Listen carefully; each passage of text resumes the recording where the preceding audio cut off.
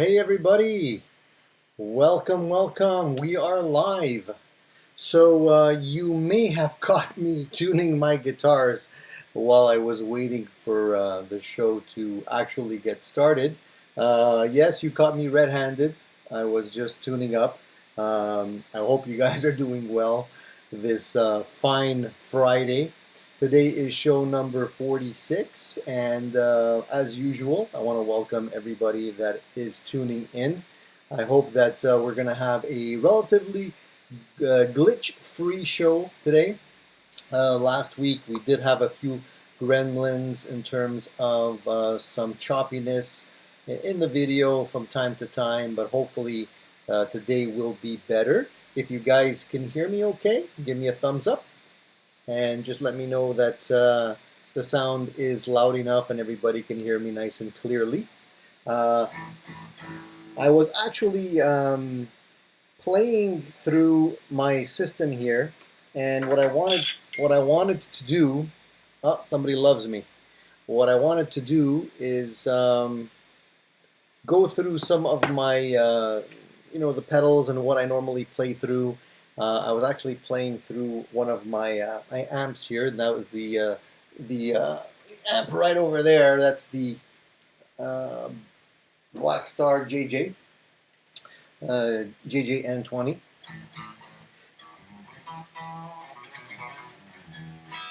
Yeah, and I'm playing the PRS because I haven't played the PRS in a long time, and it was feeling neglected, and I figured it would be great for me just to pull it out for a bit and just play it for a while.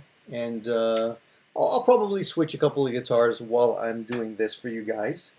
So I hope everybody's doing well. If you guys are new to the channel and haven't tuned in before, I want to welcome everybody to Addicted to Gear. If you know me, then there's no introduction required, but if you don't know me, my name's Tony, and this channel is all about gear.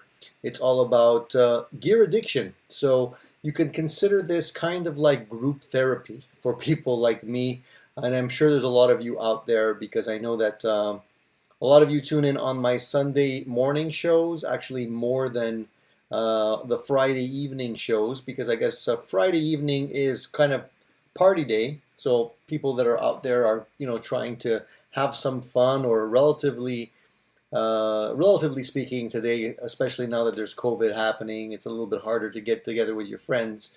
But I figured we would do a Friday show and a Sunday show, and we will alternate the weeks. So one week would be Friday evening, the next week would be Sunday morning. That way we'd be able to capture people in multiple time zones, because I know that some of you are overseas and in Europe, some people as far as Japan, Australia. So I definitely want to give everyone a chance to tune in on the show and not have to stay up too late, or relatively speaking. Some of you today might actually be actually staying up late yourself right now, so I appreciate that. And if your eyes are shutting, no worries. You can always tune in once the recording of the show is uploaded, and you can watch it in your free time. That's fine too. But I want to give people an opportunity to tune in, ask questions, talk about gear, talk about their latest acquisitions, what they're looking for, what they've purchased, what they like, what they don't like, etc., etc. So that's basically, in a nutshell, what this show is all about. And I just wanted to clarify for the newcomers that are joining me for the first time today. Now, I want to say a good evening. I usually say good morning, but a good evening to everybody that's here in the house already. And that's a big hello to Jeff. That's a big hello to Ed. A big hello to Fat Philosopher, and I know you guys have been waiting in the wings for a little bit, and there's a couple of you that are here that are shy to say hello. So definitely pipe up, say hello, introduce yourself, make some new friends. It's a great group of people that we have here on the channel, and I always have a great time during these live events. So I just want to say that I hope everybody's doing well. Jeff, no worries if you can't stay awake for this, the entire event. No problem, dude. I appreciate you tuning in anyways. And if you have to go get some shut-eye, then it's all fine. Ed B, nice to see you here, and good evening to you, my friend. Nice pedal board I saw there. So yeah, what you saw was a little glimpse of the pedal board I'm using and playing through today, and I wanted to show you a couple of things on the pedal board, and maybe we can talk about that as well, and go through pedal boards, go through guitars, go through a few sounds. Now I was playing through my wireless system here. Fat Philosopher is here too. No work on this Sunday or Saturday. No work on this Saturday, but plenty of work on other Saturdays. um, this would be a better time if I didn't have to work every other Saturday. I hear what you're saying. I'm in the same situation right now, Fat Philosopher, so I really appreciate it. Hey Jamel, how are you, my friend? Nice to see you in the house as well. So guys, if you're lurking in the house and you haven't said hello, take a minute to say hello. Everybody's welcome here, newcomers or people that have been here before. So Kevin's in the house. Good morning, Kevin. Nice to see you, my friend. Thank you for joining me. Fat Philosopher says it's 10 a.m. here. 10 a.m. Okay, so yeah, that's exactly it. So usually when we're on at 10 a.m. my time, it's late over there, and now it's vice versa. So you can have your breakfast, have your coffee, and tune in, and that's cool. Like Fat Philosopher says, say hello. We don't bite often.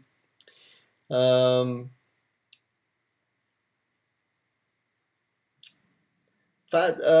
says,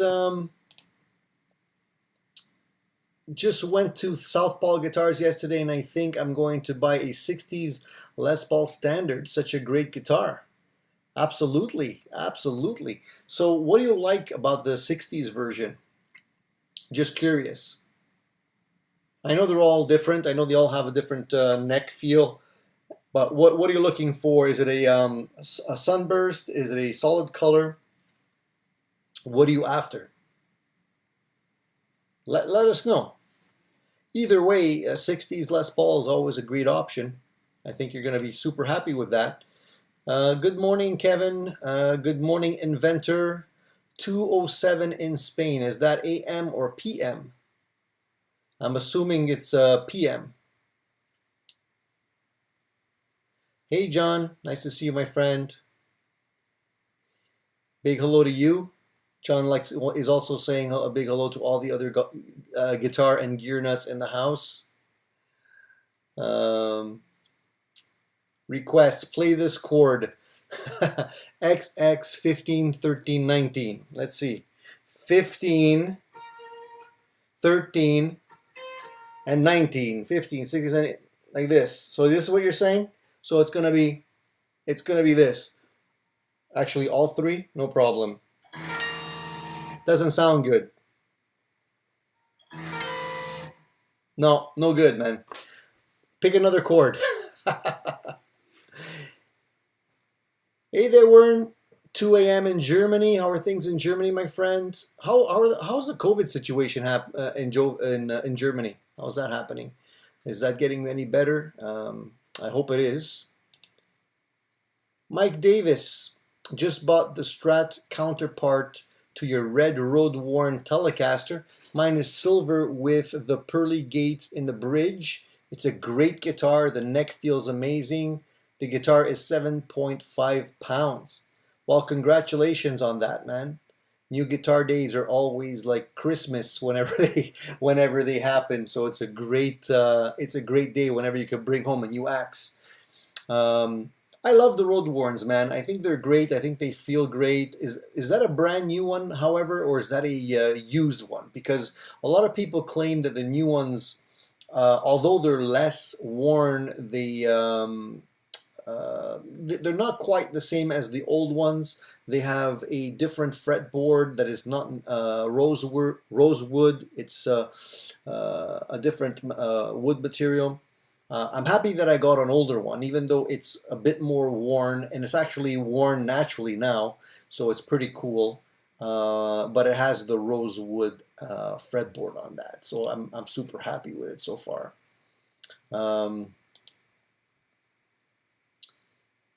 So John says it's midday in Melbourne. So what are you having for lunch? What's on the menu for lunch? Let us know. Who else is in the house? Victor. Victor, hey Victor, how's it going, my friend? Nice to see you here. Hope you're doing well. We are not allowed to go outside at night or travel other cities during the day on weekends. You're not allowed to go outside at night at all? Wow. Interesting. So I didn't think the numbers were that bad where you are. I mean, we're still allowed to go out whenever we want. We're not supposed to go to other cities if we're in a hot spot. So if you're in a hot spot, you're supposed to kind of stay home and not mingle with other cities or other families, or get together with other people. But it's kind of ambiguous, because at the same time the government says it's okay to go to work and it's okay to go to school. So yeah, in one way they're saying isolate, and the other by the other token they're saying go ahead and go to work and do what you need to do. So whatever, it is what it is. Hey Victor, nice to see you. How are you?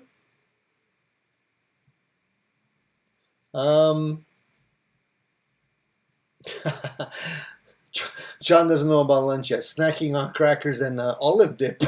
That sounds good, man. So I had this thing plugged in.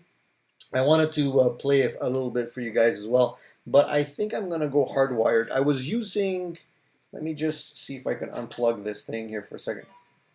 I was using the NUX wireless system here, which overall is a really nice piece of kit.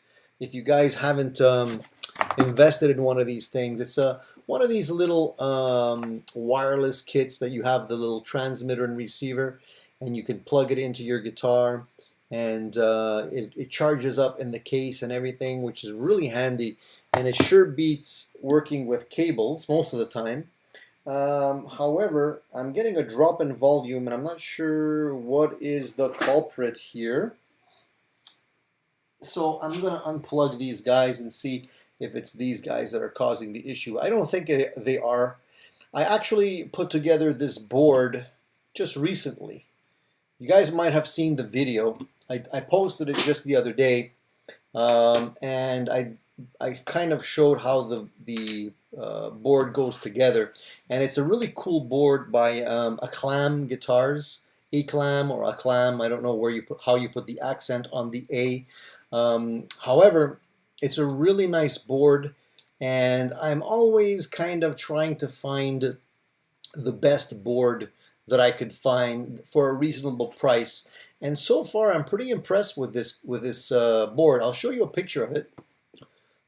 Some of you might have already seen a sneak peek when I accidentally clicked on the share screen icon here.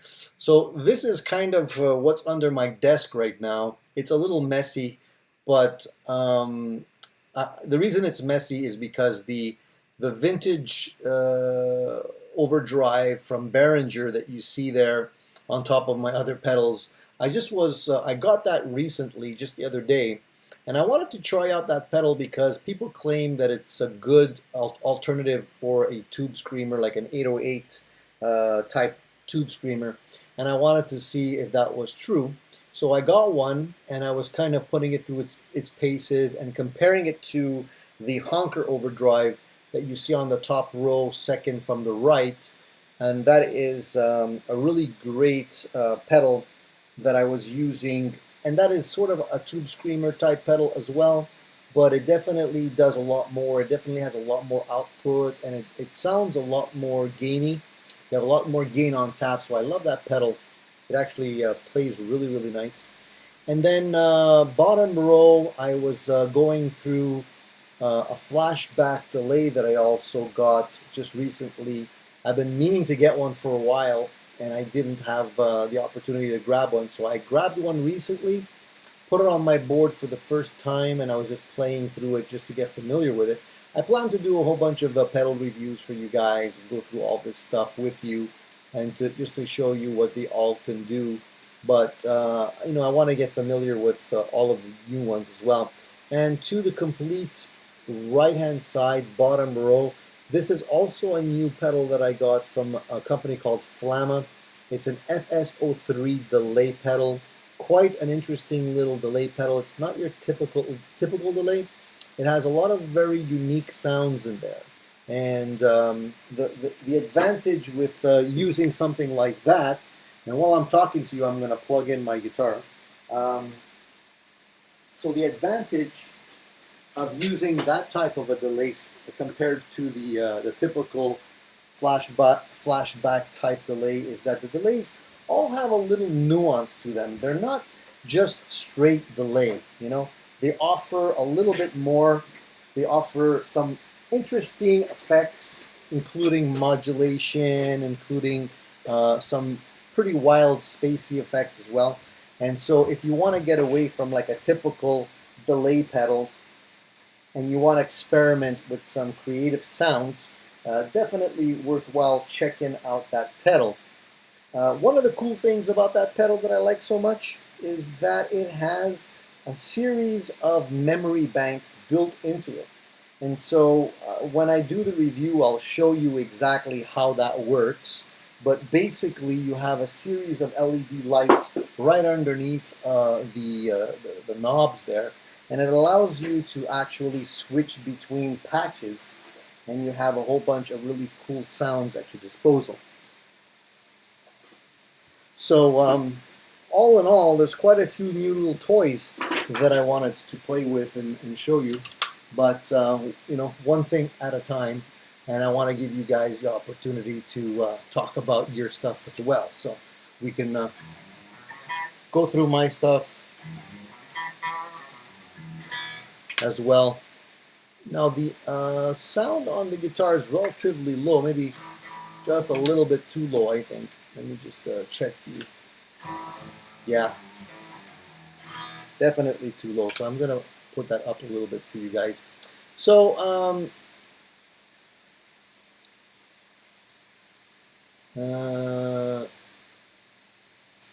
hey Bruce, how are you, my friend?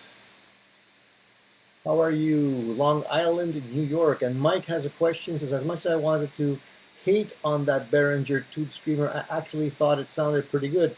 Actually, it does sound pretty good. I just don't. Let me see if I can just put the volume on the amplifier just a little bit louder.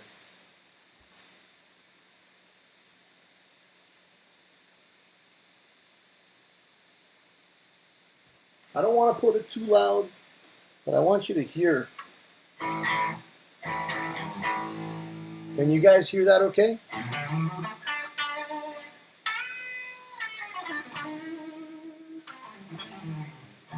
Is that too muffled? I know it's hard to hear because I have like the amplifiers at the edge of my room here, and I'm a little bit in the way.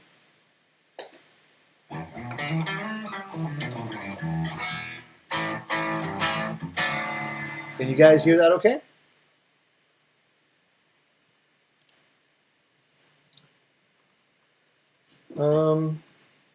So yeah, Mike, so just to tell you, okay, so I'm going to turn off, that was the honker. If I have it on clean, it's going to be very low. You're not going to really hear anything. So there's no overdrive engaged. Now I'll put on the vintage Tube Screamer.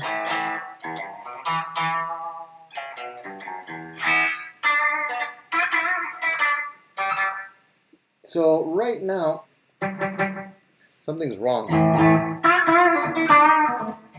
See, now it's not a lot louder.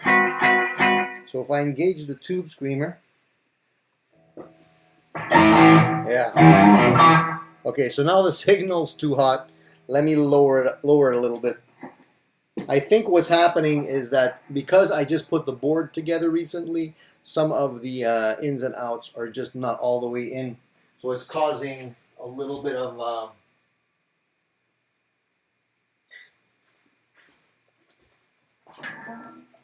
you know what happens when the jack is not all the way in.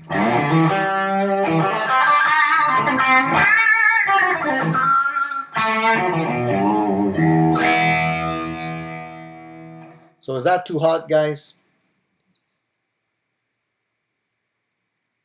Is that too hot? Let me know and I'll lower the volume a little bit. I don't want to blow anybody's eardrums out. But basically what you're hearing now is the vintage tube overdrive. So I'm just playing through the clean channel of the amplifier, and that's the vintage overdrive. So if I turn that off and just go through the amp itself,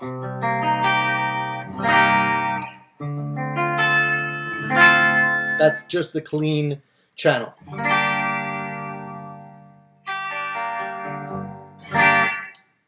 So that was the vintage overdrive. If I put on the honker, which is also a tube screamer type overdrive, I gotta lower this one because it's got a lot more output.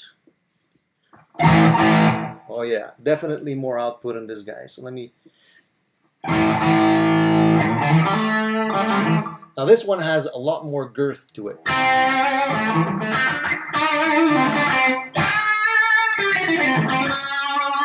A fatter sound.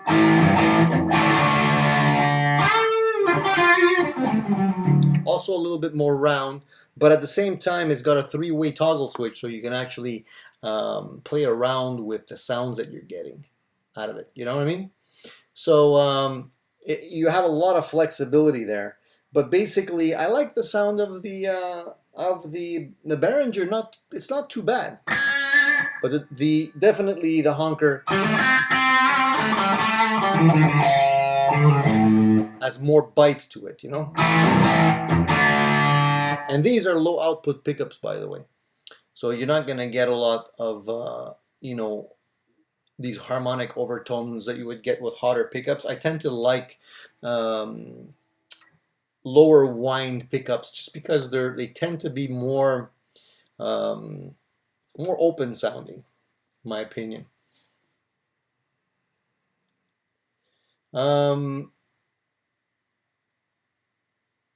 So I haven't hit too hot yet. Perfect. That's good. Let me just go back a little bit back. Okay, so we got a few people saying hello here. Who do we have? Crazy8360. Hi, how are you doing? Where are you at? Fat Philosopher says it's the best season right now in Japan. Now, why is that? Not too hot, not too cold? Is that why? I like October. November, not so much. You know, we're actually going putting the clocks back this weekend, so that means it's going to be darker in the evening when we leave work, and we're going to get a bit more light in the morning. But it's kind of weird to do it. I don't even know why we're still doing it, but we are. Some places in the world don't do that anymore.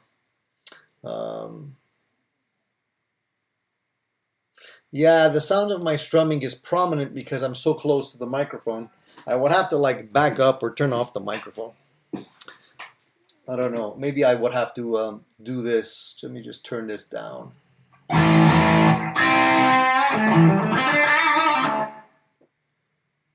So, okay, I know why you're getting... Okay, sorry. This is what I'm going to do. All right. I switched microphones. Okay, so tell me if this is better. I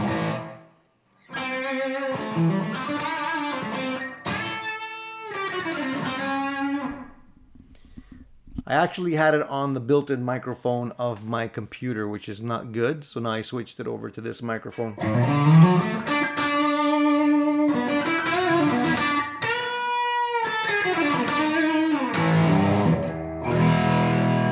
How's that?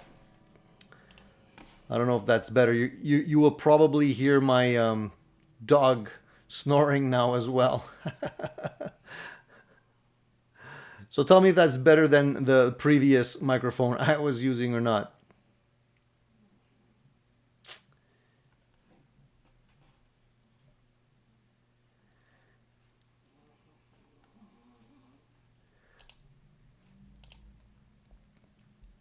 The PGM31 has a reversed headstock, so if you use it as a left-handed one on the headstock, totally looks normal again. The left-handed headstocks are a real pain for anybody that is right-handed.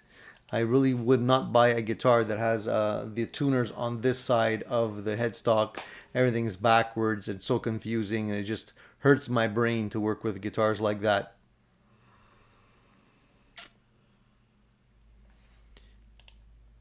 Almost bought a PRS, was looking at a purple SE, but when we checked the online catalog, they didn't sell lefty purples. Yeah, it's really a challenge to get all of the models in the left-hand configuration, but more and more companies are now making them in the lefties, so that's pretty good. It's good to see anyway. The pickups are not original on this guitar. They are actually these are Sanford Magnetics V68s. Sanford Magnetics is a winder in Canada. He winds some really nice pickups. These are low output pickups. They're about 6.8K. That's why they're called the V68s. They're a good match for this guitar, I find, because they're low output, they're really open sounding, and I like the open sounding pickups with a semi hollow. I just feel it's a good match. So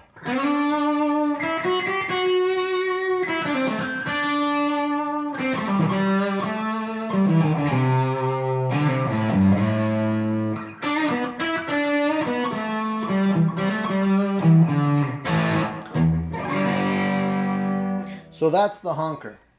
So I'm going to turn that off. I'm going to go back.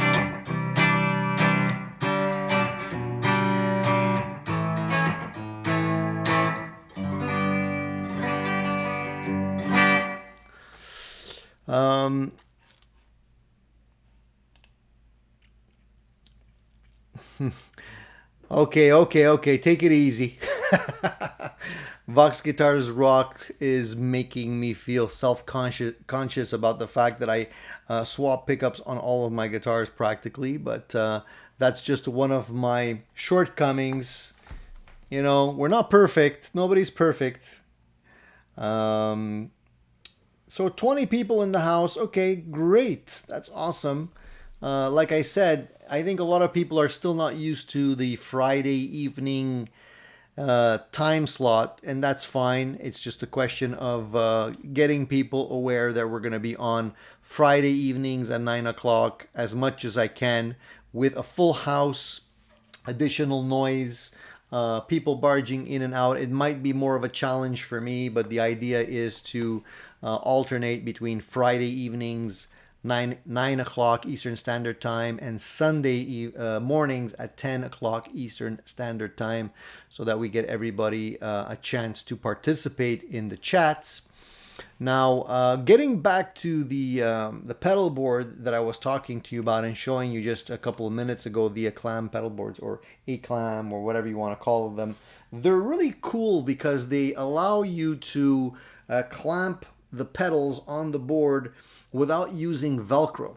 Now I'll show you, I'll just switch to the picture once again so you can see what I mean. So if you look on either side of these pedals, except for the one on the lower right hand side, and of course the vintage tube overdrive Behringer that's sitting on top of the other pedals, all of the pedals other than those are anchored in with a series of clips that you can see there, and those clips basically grab onto those little slots and basically have a little rubber pad that grips your pedal from falling off your board.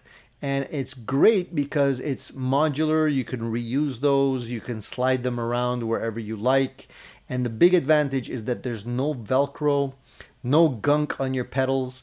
And I was using 3M Velcro, which was extremely expensive, but it really gripped your pedals really well. But it was extremely expensive, so much so that, a little roll would cost you like 20 or 30 bucks. And obviously, when you use that on your pedals, you can't always reuse them. So I'm happy to find an alternative that allows me to not have to put the real sticky Velcro on the pedals. And I was actually damaging some of my pedals because I was pulling them off the board, and the little battery compartment door and some of my pedals would just pop off because the Velcro would grip on so tight. So with this cool pedal board, I don't have to worry about that anymore. And it's really cool because you can do different levels. It's made of really nice quality aluminum. It has adjustable feet under it, so you can actually tilt it up. You can, tilt it off the ground. It's built really solidly, and it's only, the price is not crazy.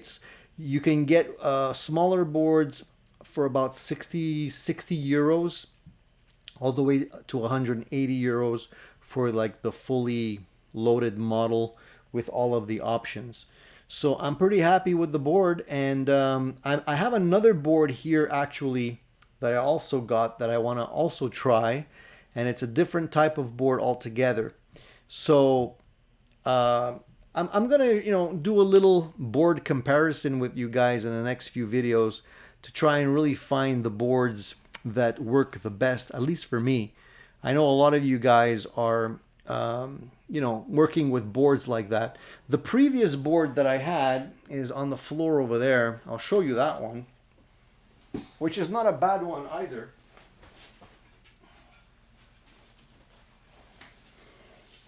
And I also did a video of this one as well. You may remember if you looked at my videos. This is from NUX. This is the NUX Bumblebee, which is not a bad board at all. It's a really good quality board. The problem is you're working with Velcro.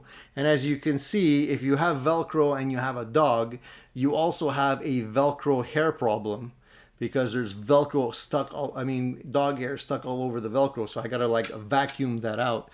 The good thing about this board is it's not very expensive. It's two-tiered, so you can put pedals on the bottom, pedals on the top.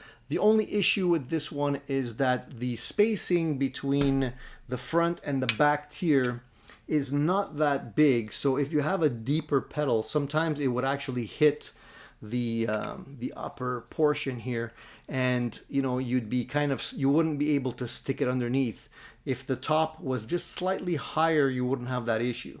But since it tilts in, so you can see that the top kind of tilts inwards, you kind of have that issue. But I was able to fit my power supply underneath here, and you could move the slots around as well.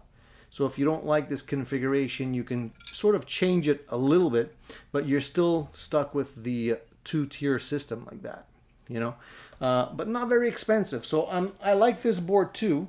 The idea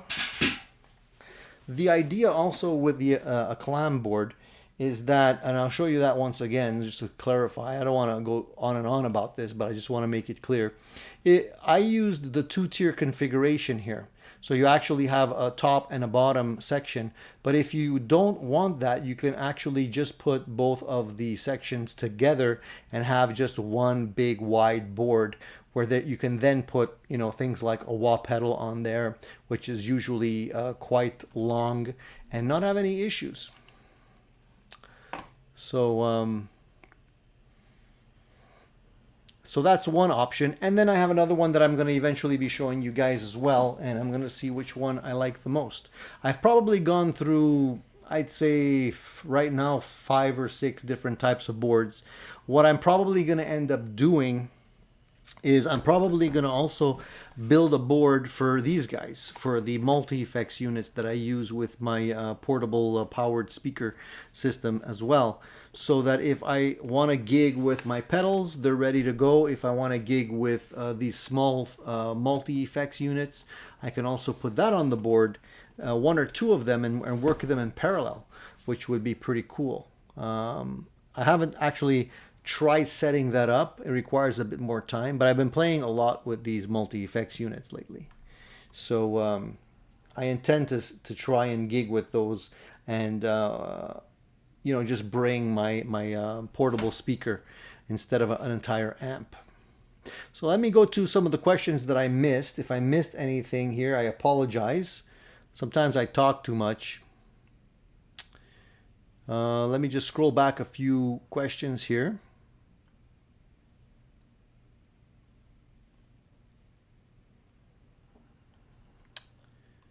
Okay.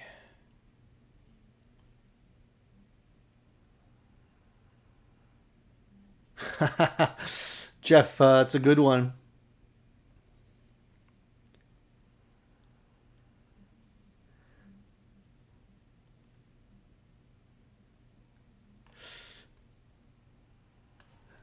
So Jamel says, I've gotten so used to playing strats upside down, having the tuners on the bottom doesn't bother me. Yeah, I guess it's all a question of what you're used to. Totally get it. But for me, it's I'm not used to it yet. I've never, did I ever have a guitar with the tuners on the bottom? I know I've tried some in stores and stuff, and I was just constantly turning the tuners the wrong way. So that didn't really work for me.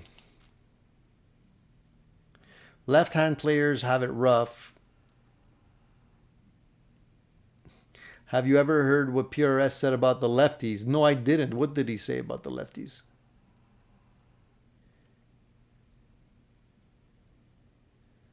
Yeah, it's different, John. I mean, if you have half of the tuners on one side, I'm kind of accustomed to that aspect of it, just doing these and then doing the other ones. It's kind of, I've been doing that for a long time, so my brain kind of gets that one, but it's true. I mean, what's the difference between 3 or 6, right? You got a point there. It just feels awkward to me. I don't know. And I always feel like having the tuners on the bottom is just a recipe for like smashing them somewhere, whereas if they're on the top, they're kind of protected. I don't know. Maybe it's just me.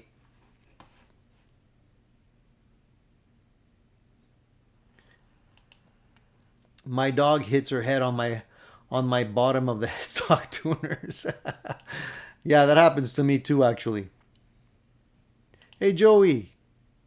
How are you, my friend? Nice to have you here this evening, this Friday evening. So, who's getting ready to trick or treat? Anybody is anybody doing the Halloween thing this year? I think what's happening is that at least in my neighborhood, I'm a big fanatic for Halloween. I love Halloween. And I usually go all out, deck out the house, decorations, candy, sometimes even get dressed up with my kids and scare the little kids as they come to the door. This year, I'm not doing anything, man. I really don't feel like I want to be doing anything for Halloween. Although they're saying it's okay to trick or treat, I don't know, man. I'd rather just do my due diligence, stay away from everybody. I figure if, kids want to trick or treat, that's up to them. But I don't want to be responsible for spreading this virus, so I figure it's better safe than sorry. What do you guys think of all of that? Anybody going to be doing any Halloween parties or something? I'm assuming parties are off the table right now.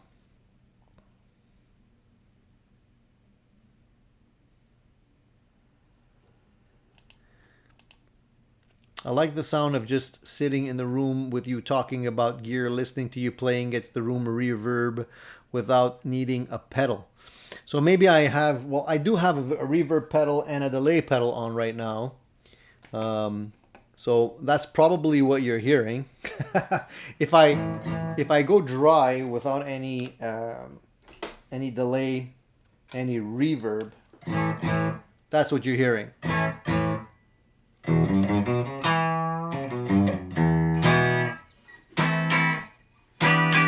And with the vintage Overdrive,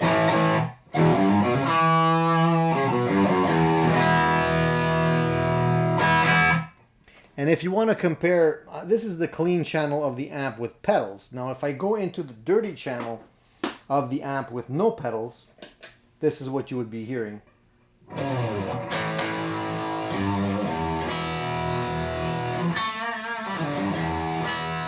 Plenty of gain.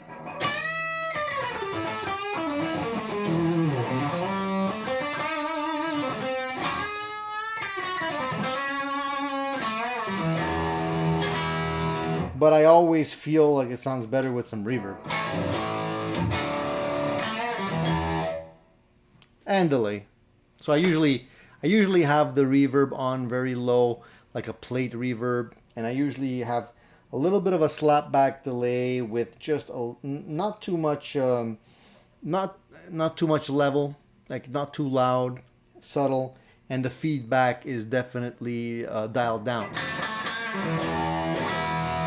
I just find it fills out the sound a lot more.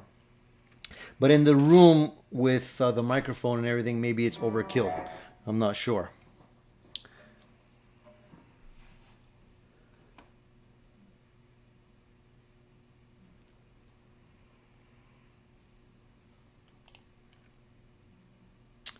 John says, I got a lefty PRS SE. What did PRS say about us? Yeah, what did he say about the lefties? I have a PRS SE Custom 24 Sweetwater Limited Edition Charcoal. Loving it. Is this a new acquisition, Ed? Have you got this recently or have you had it for a while? I know that the new PRS guitars are great. The prices keep going up, but they're still great.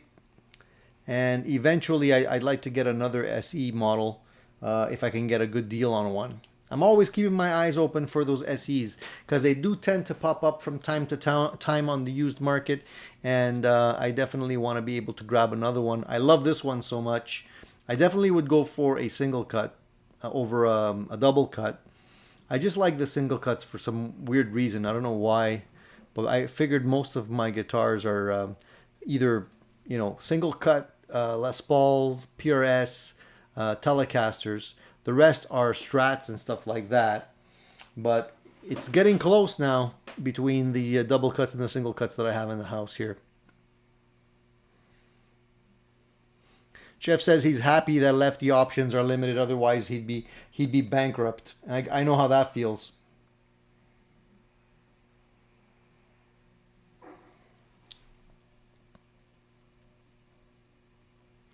Warren says he thinks that the pups in the SE model sound really good.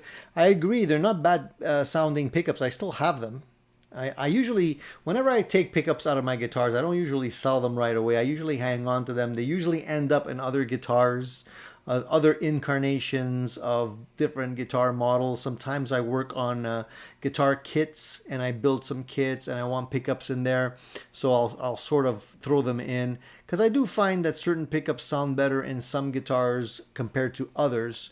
And but for this one, I find that the Sanford magnetic ones do sound really, really good.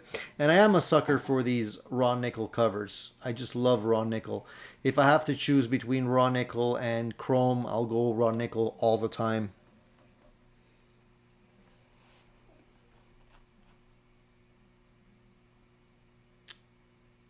So there's a few of you that have PRSs. I guess PRS is a popular model of guitar for a lot of people out there. They make great guitars. I can't deny that. So there's no reason not to pick one up. And you know what? The crazy thing is, I've always thought that the Silver Sky, the one that looks like a Strat, was an abomination when it came out. I really wasn't pleased with it. I'm like, it just looks like a Strat. But you know what? It's kind of growing on me. And I wouldn't be surprised if I eventually pick one up. I don't know how it sounds, I mean, or how it feels, but everybody that I talk to about it that has tried one, all say that it's pretty good. So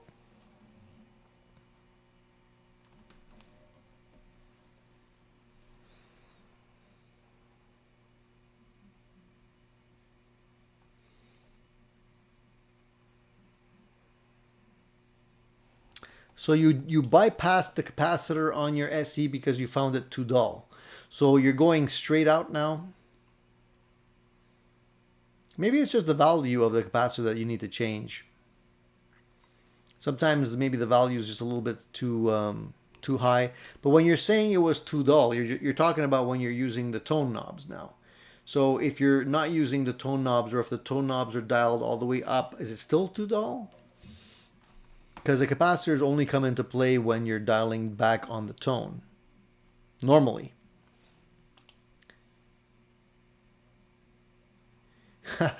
So we got the answer for the riddle. He says that PRS said they don't make left-handed pianos, insulting that people should just learn guitar right-handed as the standard thing.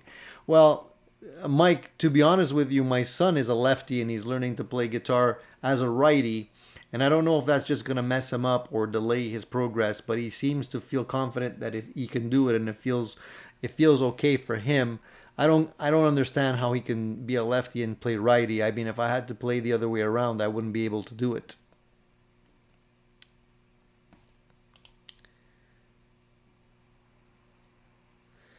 Funny that Telecaster is considered single cut and a Strat double cut, yet they have the same neck access on the thumb side of the neck. Strat is just a contoured Telecaster shape with a longer top horn.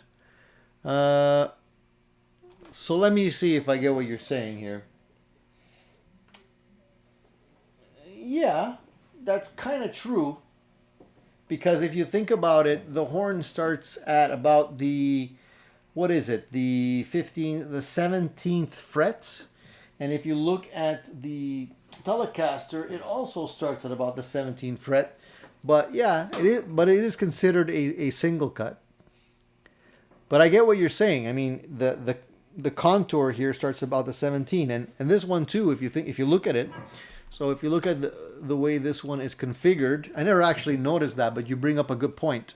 So let me just turn off the volume here.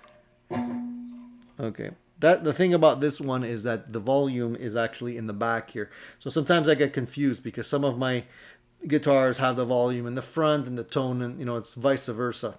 So this one, the actual volume is in the back here. So it's kind of reversed of the Gibson, so to speak. And eventually I should change that, but whatever. So what we were saying was that, yeah, so if you look at it, this part of the guitar actually comes down at about the 17th fret. So even though it is a single cut, you have it coming down at the 17th fret. And if I take a Strat, let's do that right now. Take a Strat.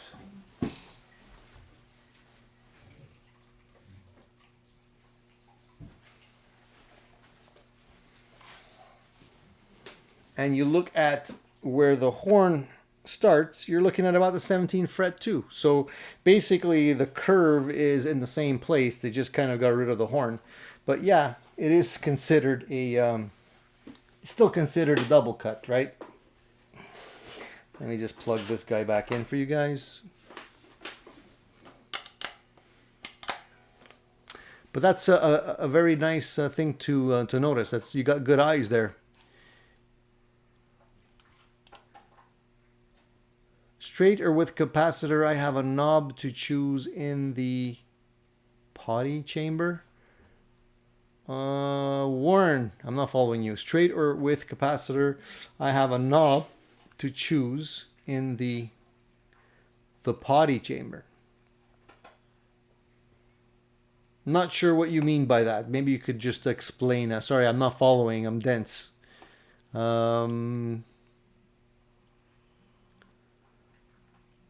Whereas the difference in a single cut Les Paul PRS versus a double cut SG or PRS is quite different.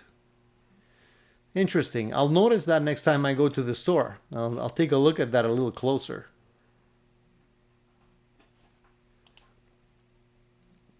I've played an Ibanez SE model, but not quite what I was looking for. So what didn't you like about the SA?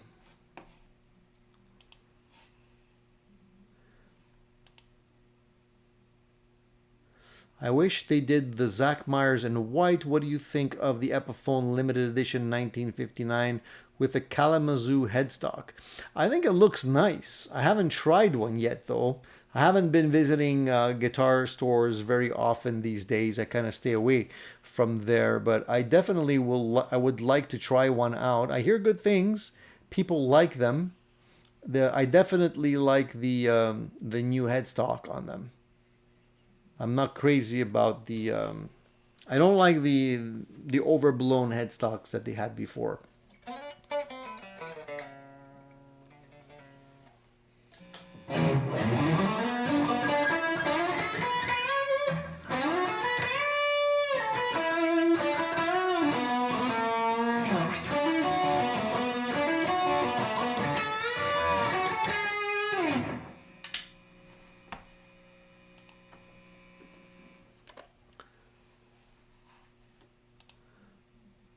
Bruce says I have super gas for a Telecaster with a Bigsby, but I already have 3 Telecasters. Don't let that stop you, man. 3, 4, what's the difference? Get one. You know what? Look at this. This is what I always say to myself. This is the little voice that's in my head. This is how I convince myself that I need one more guitar. I say to myself, look, if I was you, this is the conversation I would be having. It would be like this. I'm going to get the Telecaster with the Bigsby. If I like the Telecaster with the Bigsby more than the other 3 Telecasters that I have, I'll sell one of the 3 Telecasters, and then I'll be super happy with the remaining Telecasters that I have. So it's not really going to be an extra Telecaster because I'm going to get rid of one of the other ones. And if I don't like the Bigsby, then I'll end up selling the Bigsby, and I'll still only have 3. So what's the difference, right? That's how my brain works. Joey says, I wanted a PRS for the longest time. I cannot find a neck that I like. I'm not giving up. There's one out there for me. Well, for sure, Joey, but what kind of a neck are you looking for? Maybe I can help you narrow it down. I've tried quite a few. Just give me an idea of what you're looking for in a neck shape. We can help you out. Fat Philosopher says, I personally don't like the look of a PRS. SC looks bulky and boxy a bit. Yeah, I mean, PRS are not for everybody. Some people don't like the birds. Some people, don't like the shape or the look of it. I'm not that crazy about the double cut PRSs for whatever reason. I had a 22, a custom 22 for a while, and I didn't like the feel of it. But the shorter scale single cuts really work really well for me. And for those of you who don't like the PRS with the birds, they did release a really cool metal version that had bats on it. That was pretty cool. It was very expensive, but it was pretty cool. I would really like to have a neck with bats on it. That's badass. By the way, you can grab them used for good prices. Sometimes grabbed one for $300 with case. Man, you're lucky, Warren, if you can still get one for that kind of price. The cheapest I've come across, and that's been a while now, is like $600. They're usually selling more towards the $800 mark, the ones that I've seen recently. You know what I mean? So if you see them for $300, man, give me a call. I don't think I'll ever buy a new Gibson. Might pick one used. That's the way to do it, man. Don't buy new. All of my Gibsons that I've purchased are not new. They're all used. I rarely buy a new guitar. I mean, it's been a while since I bought a new guitar, man. Right off the shelf.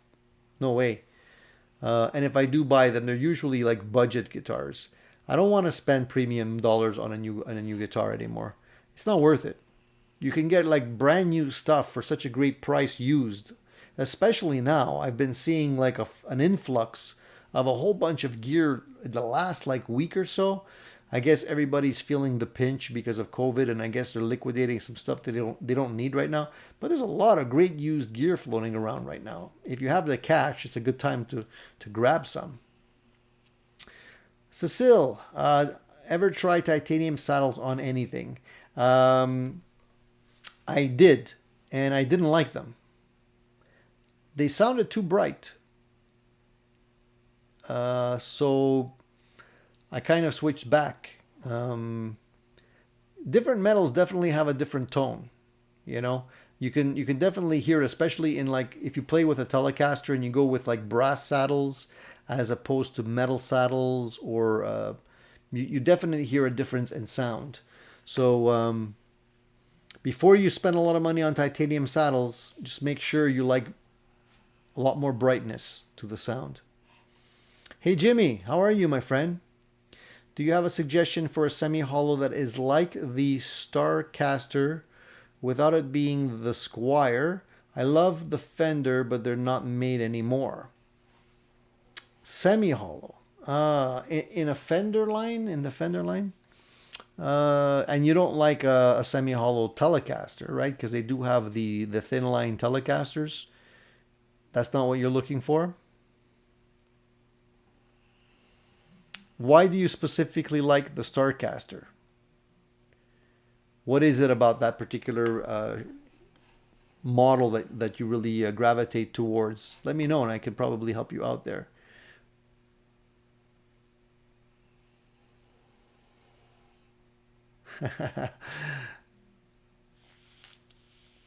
Get the Telecaster, man. I'm telling you. You'll regret it. You'll regret it. Scratch that itch. Look, guys, if you're like me, I don't know if you are or not, but I have a lot of guitars, but I don't keep them all. I know that in my head, in the back of my head, I have a kind of checklist system where when I look at my guitars, I know, like for example, I'll look at that guitar and I'll say that guitar is never going to be sold. That guitar is on the upper scale of being of staying put forever. As the list goes down, I'm more apt to use that guitar that is not the best or hasn't been used or just doesn't like bond with me. I'll use that guitar for like negotiating other gear eventually. You know what I mean? So I don't keep it just to keep it. If I keep a guitar, it's because I really like it. Either it's unique in the sense that I don't have another guitar like it, or it scratches a specific itch that I'd like to have in my collection. But if I just have multiples of guitars that I don't like, multiple Strats, multiple Telecasters, eventually they'll probably get sold. I mean, I've shown you two guitars like this. I have two similar guitars. If you look at them, they're almost identical. Yet one is made in Japan, one is made in Mexico, and they have a totally different feel to the neck. This is the Mexican one, and it has a really nice fat neck, whereas the Japanese one has a much slimmer neck. But they're both great guitars, and I don't want to sell either one of them because I like both of them individually for what they offer. So although they look the same, they're not the same at all. So, that's why I have two of them. So anybody that wouldn't know this would say, like, why do you have two guitars that are identical? Doesn't make sense. They might look the same, or they're similar, not the same. That's the way I like to put it all the time, is like they might look similar, but they're not the same. And unless you play them, you wouldn't realize that, right? So Wern says there's a knob to choose to use with or without capacitor, and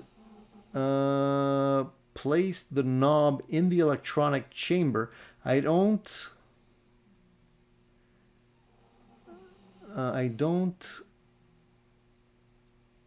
he means I don't want to drill into the guitar for a knob. That makes sense. So that's a good option to be able to get the capacitor out of the circuit. That's a smart thing to do.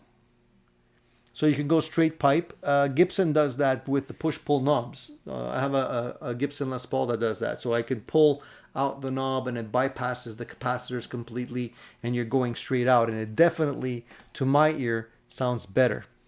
So Eddie Van Halen was definitely onto something when he basically just had a volume knob and that's it. And the rest of it was going straight out of the guitar. It definitely gives you more punch.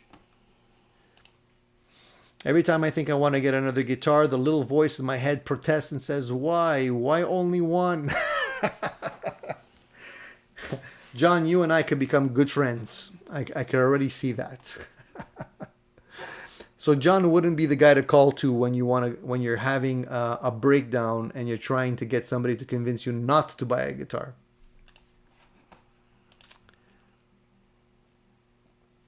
Definitely, Jamel. And nowadays, more and more, any guitar is actually going to be more pricey, from what I can see. Prices are just going up and up. So, hey, Jack Collins. I didn't say hello to you yet. Nice to see you in the house.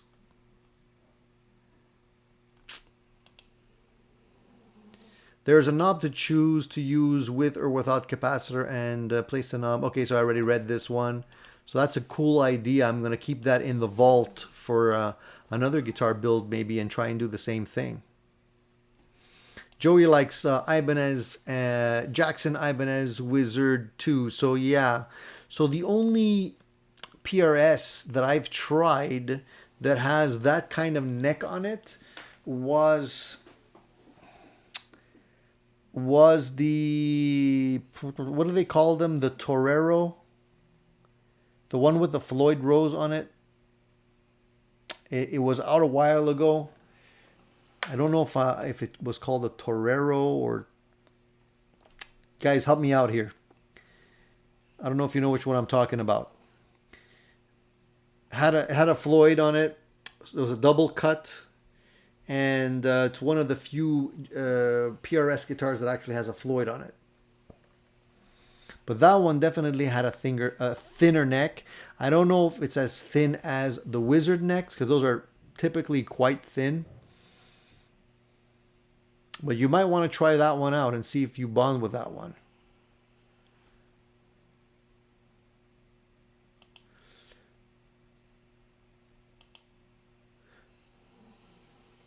Premier Guitar had a Starcaster on it recently. Very cool. Fender will probably release it again someday. Yeah, they tend to do that. They tend to bring things back in slightly different configurations. And I wouldn't be surprised if we see that one again.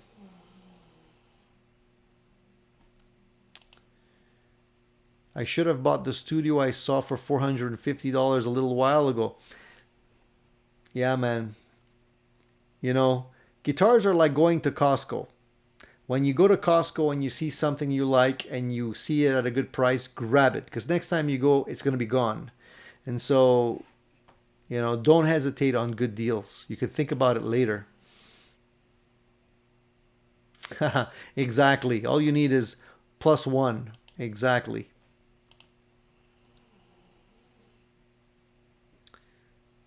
I played one at the Guitar Center marked as used because they were getting rid of it. I just didn't have the money. Yeah, that's the worst feeling, isn't it? When you fall in love with a certain guitar and you don't have the cash to buy it. And then you get that urge to liquidate. If you can do that in time, you can still grab it.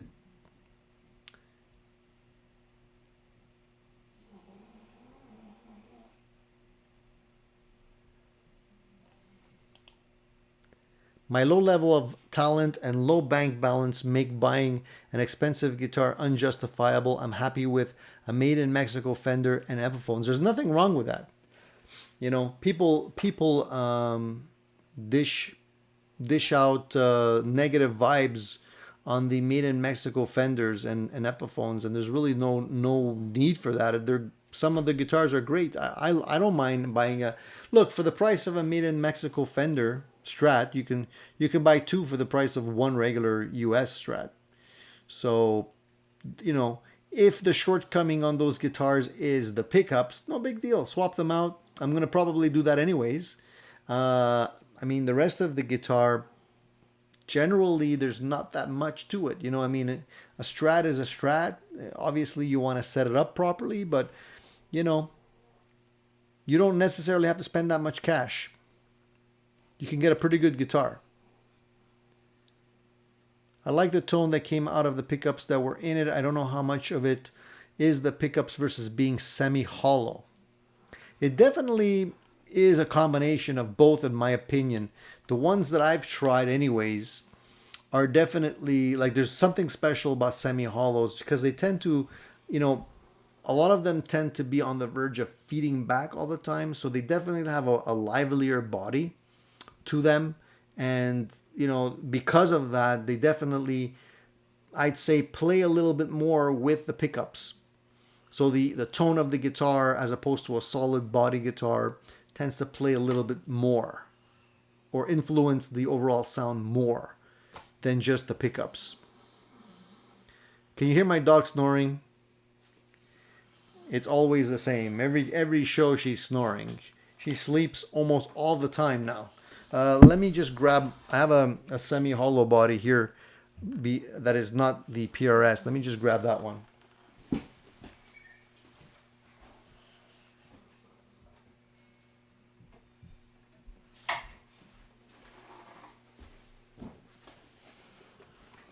Oh, by the way, now that I have the guitar in my hands, it actually triggered a thought that I wanted to talk about.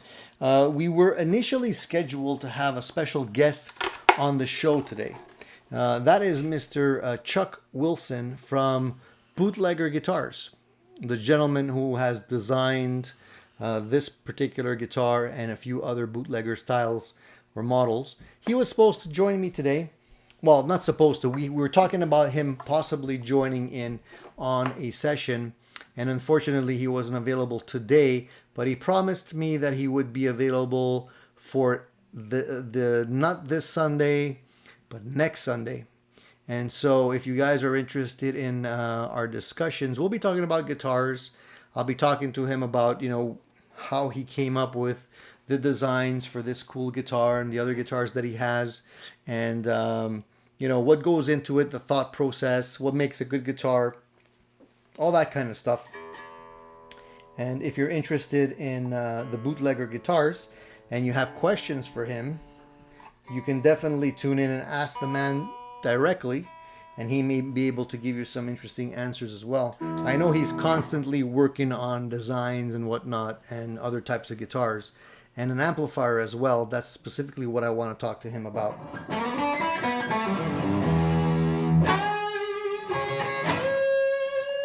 So what I like about this guitar is that, first of all, the body shape, I said it a couple of times already, is kind of between a 335, a Gibson Les Paul, a Gretsch. It's kind of all in there. If you look at it carefully, pretty nice looking guitar. You know what I mean? It doesn't look like an old fogey guitar. It looks like a rocker guitar, but you can also probably play jazz on this if you wanted to. I like the fact that it's a semi-hollow, arch top, arch back. Very nicely made guitar overall. I'm super happy with it. And it's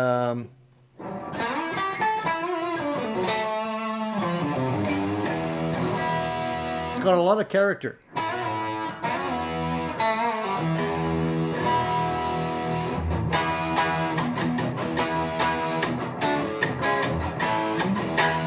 You know what I mean?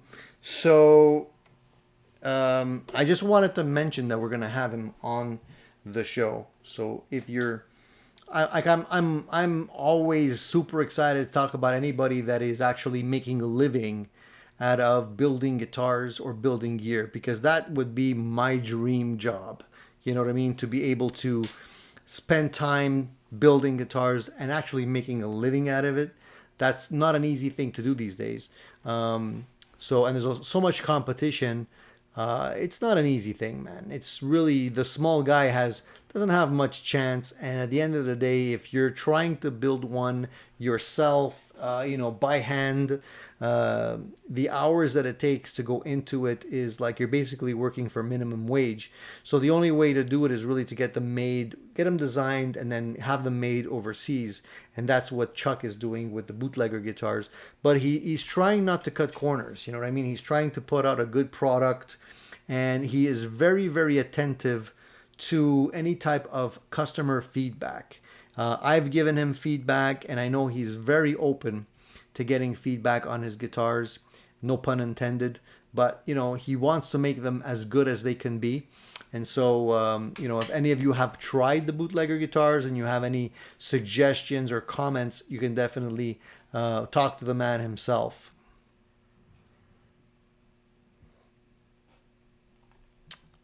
All right, did I miss? I think I missed a few other questions here. Let me just scroll back. Okay, let me just scroll back a second here, guys.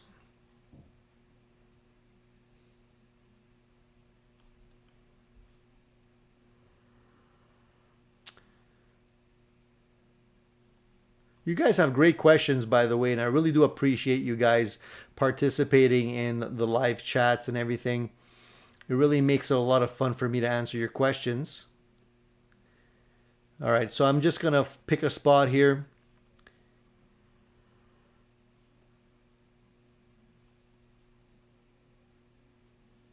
We were talking about prices. So Jamel says that the used market can be a great way to buy premium guitars at a good price. However, my position in finding used lefties can be finding a needle in a haystack. I agree, Jamel. I mean, you know, I know that certain cities have like a lot more left-handed guitars. Some shops are just specifically only for left-handed people, but it's rare. I mean, you have to get lucky sometimes, but keep looking, my friend. Don't give up. You know, I'm so happy I wasn't born left-handed as a guitarist. I would feel so left out.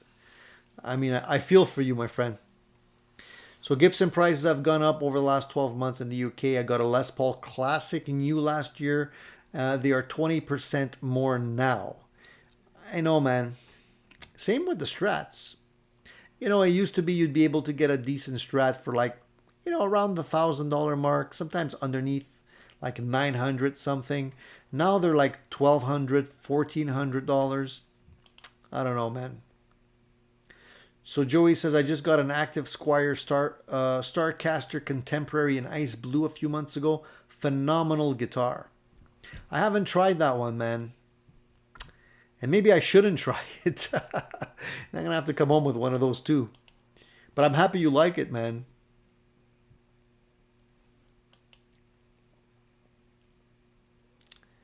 Yeah, so I kind of feel like Jimmy. I kind of always thought they were kind of like jazz guitars, where the Starclaster is classic rock. I kind of share those feelings as well. So I have 3 each as well. Love my shredder necks. I also have a Wolfgang Standard. It has a great neck in it as well. I had a Wolfgang Stealth at one point. If you go back in my videos, you'll see that. I agree. The neck on the Wolfgangs are great. My only issue was that the thickness at the nut, sorry, not the thickness, the width at the nut for me was a little too narrow, and I always felt that the strings were a little too close together up here at this part. And the funny thing is, I felt the same way about my Ernie Ball Music Man. And I don't know if that's just an Eddie thing, if he just preferred to have his necks that way, because it's just weird that they both had like that similar thing that I noticed. And for that reason, I had to end up selling those two, but not because they were bad guitars, just because for me, my fingers needed a bit more space. No two guitars are identical. That's absolutely true. However, I mean, with CNC manufacturing processes today, they're getting close. You know, there's less variation. When they were being made by hand, obviously they would all be slightly different, and you'd probably, you would have to look for that good one as opposed to one that was not so good. But today, the consistency is still pretty good, especially if you look at, people that know what they're doing, companies that know what they're doing. 60 player fat neck. Are you asking me that question, Warren, or are you asking someone else? Sorry, I wasn't following the thread here. All the rest of my guitars had the fat necks on it. Joey, Medine, and Les Paul.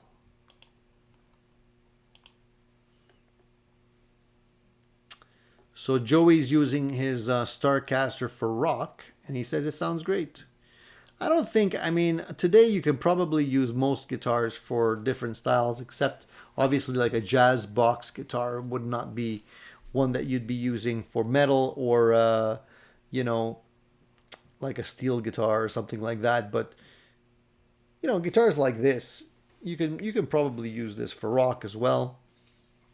You know, I remember seeing guys like Ted Nugent using the semi-hollow body guitars and rocking, wailing away on it, and he had a couple of other guitars that were also semi-hollow, and he didn't have a hard time just belting out the rock with those guitars. Yeah, the lefties are, you know, living the struggle, man. What can I say? Yeah, exactly. So that's what I just said, the Ted Nugent vibe.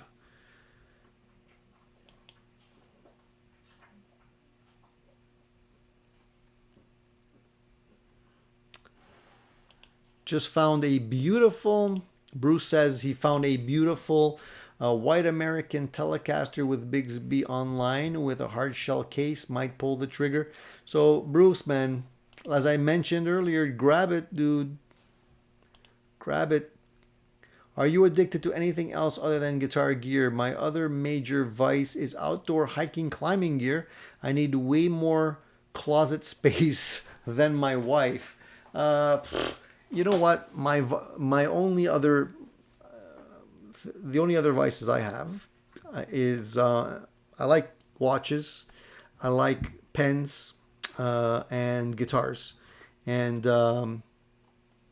that's pretty much all I could consider myself collecting these days. Like, if you want to call it collecting.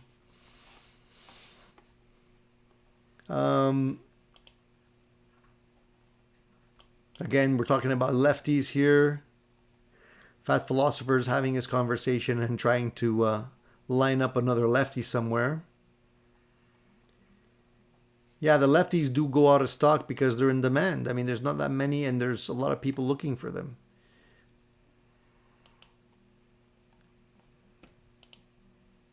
Joey says, I have an Epiphone Joe Pass Emperor 2 Pro that needs a new home. I used to have one of those, Joey. Those are really good guitars. The one I had actually had jazz strings on it. They were flat wound strings. I guess the previous owner was using it mostly for jazz. But it's a really nice, ornate guitar. Sounded good too. But I sold it because it just wasn't my style. Wayne says, hi Tony, tip to try. Use 2-part epoxy putty to make custom molded picks. They fit your fingers perfectly, sound great, and they last. So how would you do that? How would you, how do you shape it? You know what I mean? Like, I know what you're talking about. The 2-part epoxy is kind of like the stuff that you mix together. It's like gum, basically, and you mix it all together. But when it's actually hardened, does it have like is it kind of like rubbery feeling? You know what I mean? It'd be cool to try that out though. I mean, I've been digging these chicken picks. I don't know if you guys know this brand, Chicken Picks. They're great picks, man. They have a really unique feel to them. These are 2.5 millimeters thick. If you can see how thick they are. They're definitely thick, but they sound so good because you can actually dig in. You know, can you hear that? And the point of these picks, they just definitely have a different feel than any other pick that I used. And I've tried the V picks and the Dunlop picks and everything else. The V picks are nice too, but I think the chicken picks have become my favorite lately. Some of the other picks are good, but they have like a different feel to them. I have some. Do I have some here that I can show you? Just to give you an idea of what I'm talking about. Let's see here. I got a whole bunch of picks. There's just like so many different picks. But I don't use these ones as much. These are like run-of-the-mill picks. The ones that I usually use, I end up finding in my dryer because I keep them in my pocket and I end up losing them in the dryer. So I have to check the dryer after the cycle to find the picks that I really like. But if you haven't tried these chicken picks, if you can get your hands on these things, they're not easy to find. They don't carry them everywhere. They're not cheap, but they're really good, and they sound great. Like if you drop them on a wooden table, they definitely have like a bright sound to them. But I'm going to try that idea, Wayne. I just don't know how I would go about it. So give me some tips on that. Keith wants to know how much my Made in Japan cost. Well, I bought that a long time ago, Keith. So I think I paid that guitar no more than $500 or $600. But that was like probably almost 20 years ago now. I'm not going to sell that guitar. It just sounds really good. Plays really well too. I don't know if you can get them for that price today. I'm pretty sure you can't.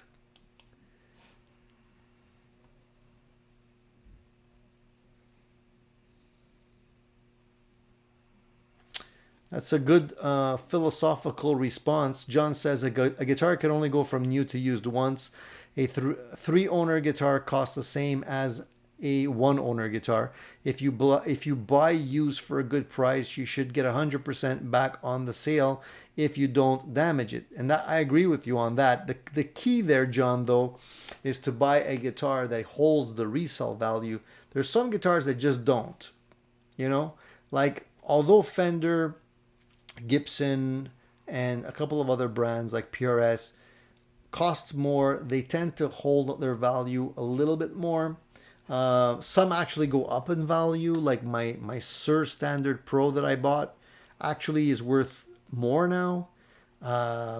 It's nearly doubled in price, believe it or not. I couldn't believe it when I saw the price, and I didn't even buy that guitar. I traded something for it. So some guitars are just doing really, really well and they hold their value, while others not so much, you know. So if you're buying, like I noticed, like Ibanez guitars, they're good, but they don't really hold their value all that much unless you buy like a really high-end version. The standard stuff tends to depreciate pretty fast because there's a lot of them floating around.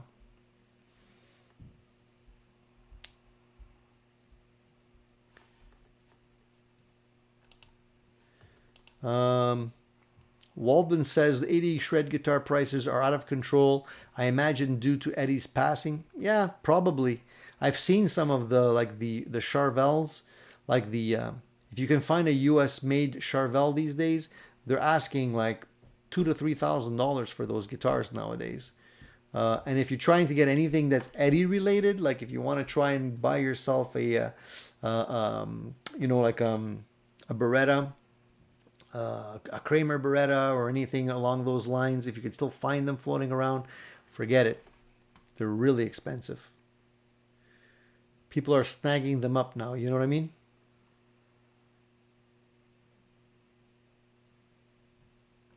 So Jamel's, yeah, you're lucky. Like I mentioned, there are some places that they have exclusive lefty shops. They might charge a premium for it, but at least, you know, you can go to one place and find what you're looking for. So guys, I also wanted to talk a little bit about some new gear that I actually saw coming out recently. And there's a couple of things that I noticed. One of the things was that I noticed the Ampero line. So I don't know if you guys remember, I did reviews on these as well. So these Hotone Amperos, or Hot One Amperos, however you want to pronounce it. So they have the Ampero. They have the Ampero 1, which is the smaller version of this. And now I saw that they're actually releasing the Ampero Stomp, which is even smaller.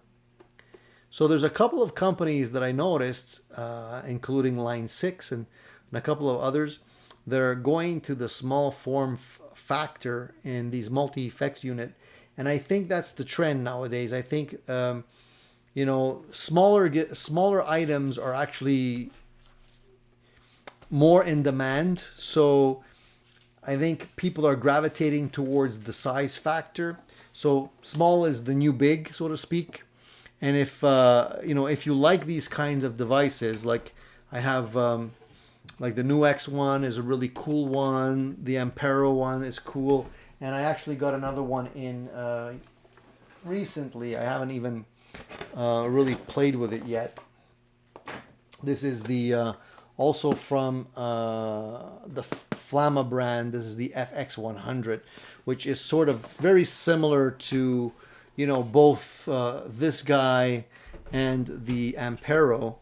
I'll do a full review for you guys shortly, but they're all great. I mean, and they're really inexpensive. I mean, the Ampero one is like $399. The Ampero, the full-sized one, is about $550.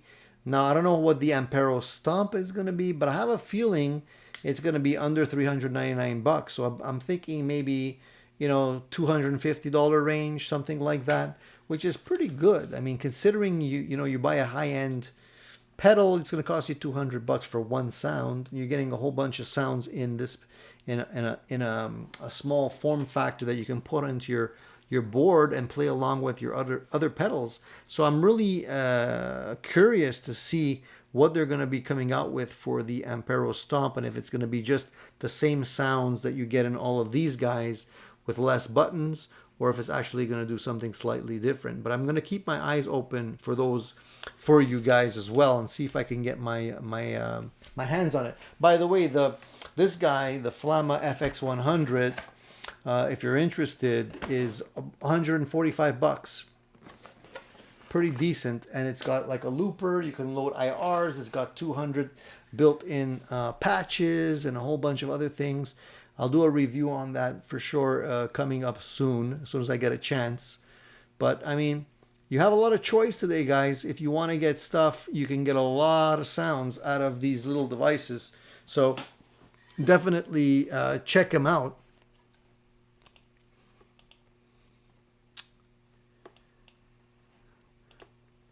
Hey, Gospel of Mark, hi, nice to see you, man.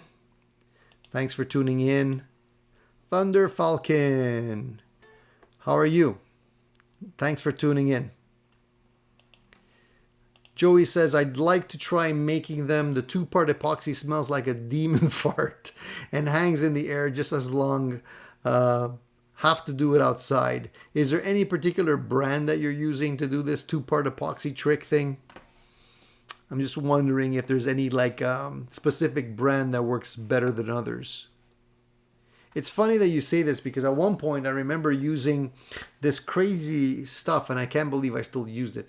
It was like a very inexpensive way to make molded ear protectors, and it came in two little plastic containers.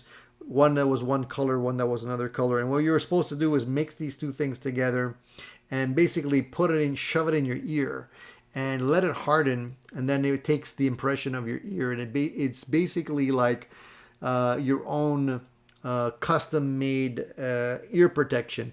And, you know, after doing that, and they actually work pretty good, I would say. Not better than the cheap stuff that you get in the stores.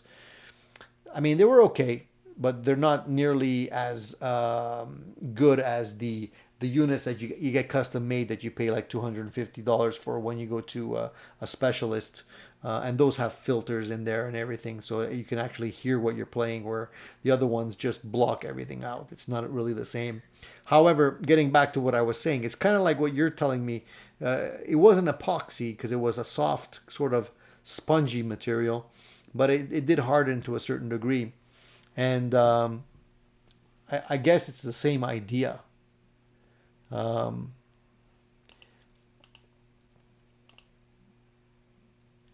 So the Gospel of Mark uses gator picks, black 2mm. I found I can grip them. Anything shiny I can't grip. Yeah, I used, like I was mentioning earlier, I don't know if you caught that, but I used the chicken picks. These are a little bit thicker. These are 2.5mm. They're not the most grippy picks, but I do like the chamfered edges, and the really pointy edge makes it very easy to pick quickly. It just, you know,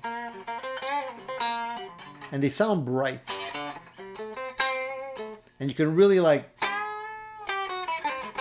hit the strings hard because there's no flex in the pick. So I like those a lot.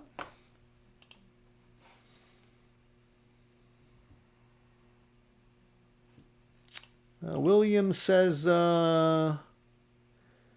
Huffschmidt makes good epoxy picks. I gotta write that down. Never heard of them.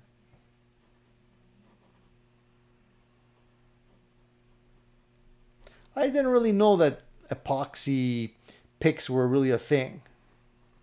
But I guess if you have the proper manufacturing process, you could make picks out of almost anything. It was 6 years ago. My brain is fine and I play with no problem, but I have limited use of left leg and some balance problems. Oh, Bruce, man. Sorry to hear that, bud.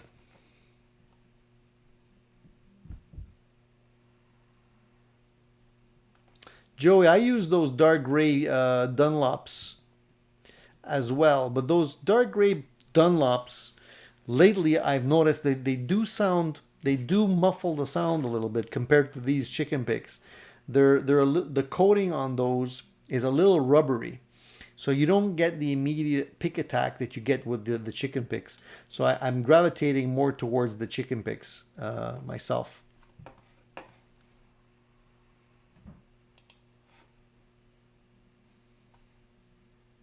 Yeah, everybody's got like a tolerance, and 2 millimeters is good. I'm getting used to the 2.5s, however. They're a little bit thick, but they're not, because of the chamfered edge, it actually makes up for the thickness. You know what I mean? The edge portion where you're picking most of the time, it comes to a point. So even though it's 2.5 millimeters thick, it doesn't feel that way when you're picking, but you can feel a good grip in your hands. Try them out. You might like them.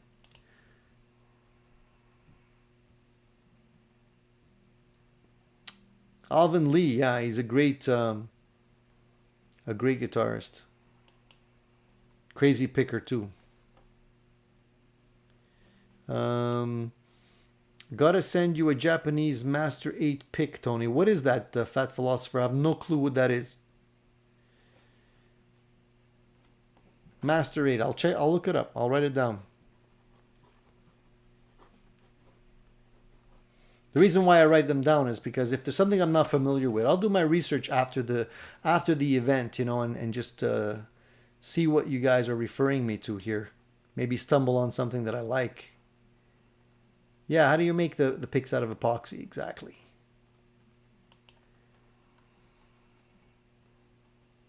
William says he makes glass picks. How do you make picks out of glass? Do you actually like heat up the glass, or what do you do? It's an interesting idea. Glass picks. I wonder where those actually, like, what happens when you drop them?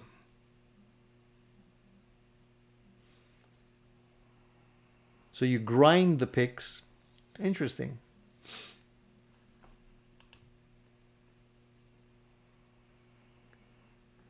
I was addicted to the late 60s and early 70s muscle cars till I had my stroke and don't drive anymore. Oh, man. That's rough, Bruce, man. Yeah. Dude, I totally get it. Like, we're all getting up there in age. I'm getting there. I'm getting up there as well. You got to take care of yourself as much as you can because you don't know what the future holds. But I mean, it's rough when you can't continue to do what you were doing before. So I hope some of that comes back and you're still able to enjoy guitars, or I guess you do because you're here now. So I guess you wouldn't be participating in all this chit chat if you weren't still addicted, which is a good sign. Damon, nice to see you, my friend. Thoughts on an FRFR with multi-effects modelers? I think it's a great alternative. I've tried it. I like it. Is there any negatives to it? The only negatives I could think of is that you have to kind of tailor the sound of your multi-effects unit to your liking, because out of the box, factory defaults are not always good in terms of what you want to be hearing in a live situation. They could sound good in your headphones, but I noticed that when you're playing through an FR system, you have to recalibrate the entire thing practically. A lot of times you have way more bass, the effects are overblown, delays, reverbs are just too much.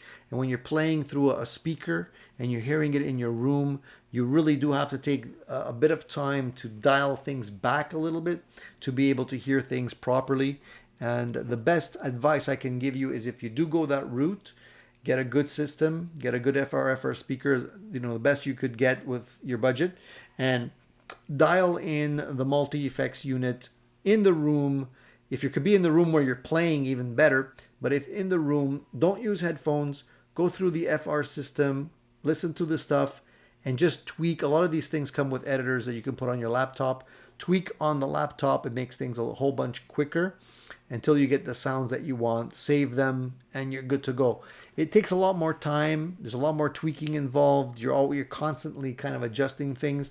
So that's kind of the negative. You can jump down the rabbit hole and you can spend a whole bunch of time getting stuff done like that, trying to get the sounds that you want, especially if you're like very anal like I am. You can go crazy sometimes trying to get the sounds that you want. But once you get the sounds that you need, it's a really, really handy thing. You can just grab the multi-effects unit, grab the FR speaker, go to your gig, and you know that the sound is going to be consistent all the time.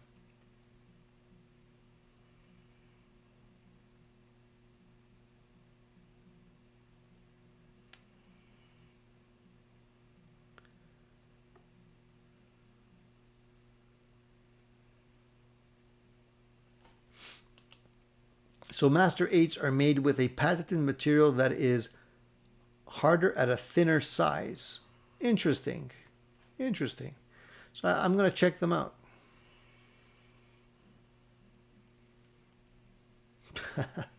Wayne says, when he made the pick, I covered it in vegetable oil and shaped it, let it harden, then sanded it a bit and textured it as well by carving just lightly where needed. Lots of fun. Interesting. That's a cool idea, Wayne. I'm going to have to try that someday.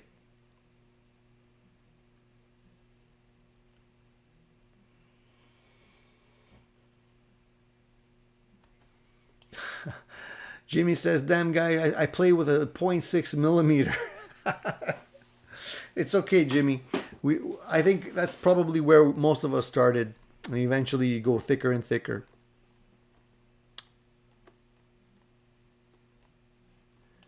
William says, Arda guitars too. These are a couple of brands that make stunning guitars. So I guess I missed that thread, but you guys were talking about some interesting guitar brands. So I'm going to write that down as well, because I'm not familiar with Arda guitars.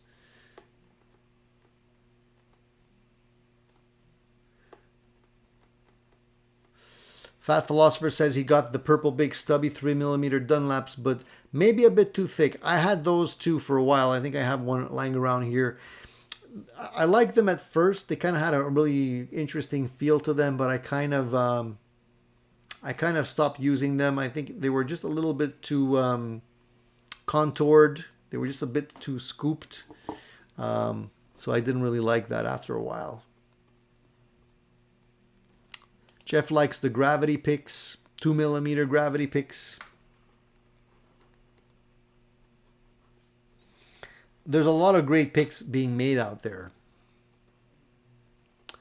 Thunder Falcon says, I'm working on coming out with some new picks and accessories. So keep us in the loop, Thunder Falcon. I'd love to review some of the stuff that you create if ever you get stuff out there. I'd be happy to promote your stuff. If you've never heard of Huff-Schmidt guitars, you got to check them out. So Huff-Schmidt, they make guitars and picks. I got to check those guys out. No, I haven't heard of these guys before. Okay, Joey wants to know, what was that effect unit you held up? $149. That is the Flamma FX100. Flamma FX100. This guy. FX100. It's a multi-effects unit from Flamma. It's actually a pretty nice unit. Here, I'll show you quickly what it looks like if you're interested. Let me just put this guitar down so I can actually do stuff without dropping things.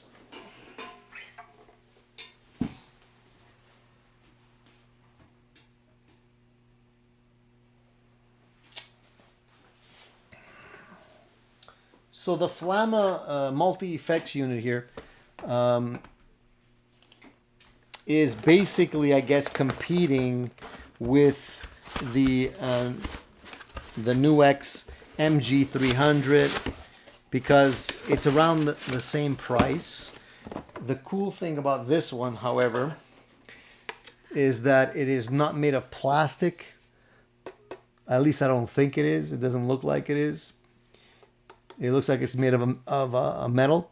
So the casing is more durable than what you're getting on the NUX MG300. I have the video review on this, but this one I haven't done the review on yet. The screen on this one is small, but bigger than the NUX. So this one's slightly bigger, not as detailed. There's not that much going on in the screen. And the overall system is quite simple. It only has, you know, 2 knobs like the NUX. It's got the foot switch, expression pedal here as well. What I like about this one, however, if you look at this one and look at this one, okay, the difference between this guy is like you don't have much flexibility. So you have an input, an output, okay. The output is for headphones. You have an auxiliary in and a USB, and that's it, okay?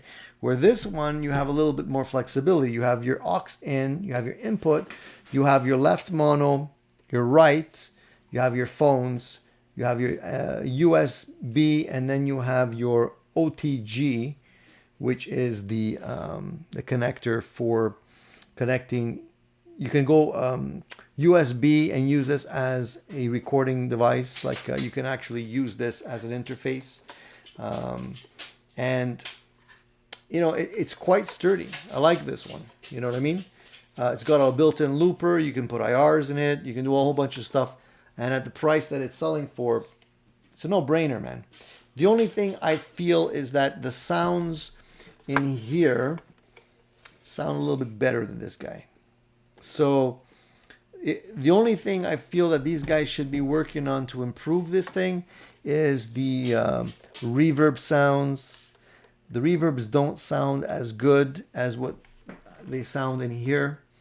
So this one's kind of cheaper made, you know, case made of plastic, less outputs, better sounds, less effects as well on this one. I mean, not less effects, but less patches.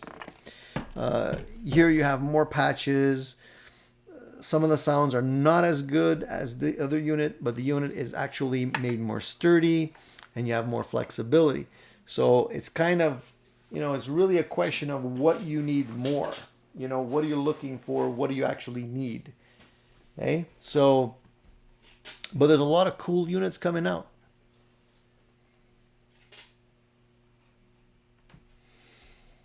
Okay, let me just... Hey, Jeff, thank you, my friend. Thank you very much for supporting the channel. I really do appreciate that. The super chats are always appreciated.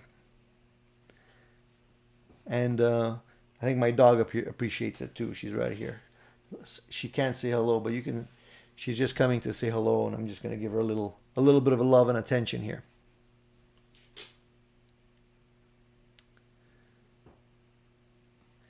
Yeah, I agree with you, Jeff. The NUX does definitely have some pretty nice sounds in it. You know, I thought the Ampero stuff was good, and it is good. And the thing I like about the Ampero stuff is that it does have a lot more flexibility with the ins and outs as well, right? Look at what you get here. I mean, way more stuff. So you have expression pedal. You can add an expression pedal here. You have a switch for electric guitar, acoustic guitar, or line input. You have balanced outputs, so you can go straight to a board.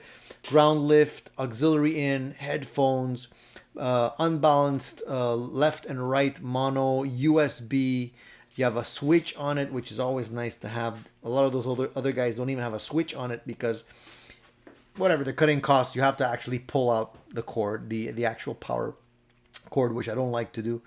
And then they even have a MIDI in on this one as well. So you definitely have more at your disposal, and I think that's really cool. And that's where the price difference comes in, right?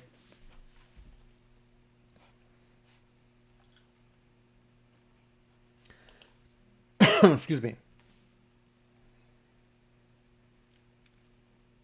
Rico wants to know if I have any suggestions for replacing the two single coils on my contemporary Strat. Yeah, I mean, there's a lot of great stuff. Porter pickups make great stuff. If you're looking for stuff that's not too expensive, you can try Tone Rider. I specifically like Tone Rider City Limits. I have those in a couple of my Strats. They're a little bit more bitey sounding, but they're not harsh. They blend well with humbuckers. The challenge with HSS configuration is balancing the humbucker with the single coils. Often it's just like the humbucker is just too powerful for the single coils, and you have to kind of get a compromise. And it's also the pots, the capacitors. It's hard because one, you want to have a 500K pot, the other ones are 250K, and you have to balance them out. So unless you have some fancy wiring in there, you kind of have to almost go with a system that allows you to, to switch on the fly. I know there's a couple of systems that have some fancy wiring that will allow you to do that, but typically, I've come to learn that to make my life easier, I kind of avoid the SHH configuration now. I either go all humbucker or all single coil just to make my life easier. But try the Tone Riders, City Limits. Try also this. You can get Sir pickups that sound very good as well. The MLs sound good. You can get those. They're not that inexpensive, but they do sound good. It depends on what kind of sound that you're after, however.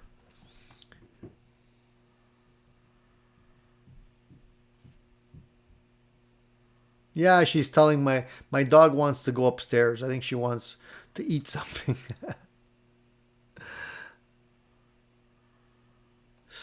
Have I ever tried the Helix stuff? How does it compare? I mean, it's a whole different price range compared to these things, right? So I mean, Helix is not going to be as inexpensive. So there is some more. There's more value in it because you do have some better sounds and more flexibility in it, but it's also more expensive. So this price range is kind of like low end stuff compared to the Helix. I've tried the Headrush stuff, which is also, I guess, in the range of the Helix as well. I think it was $1,600. It's a good unit. It had a lot of great things about it.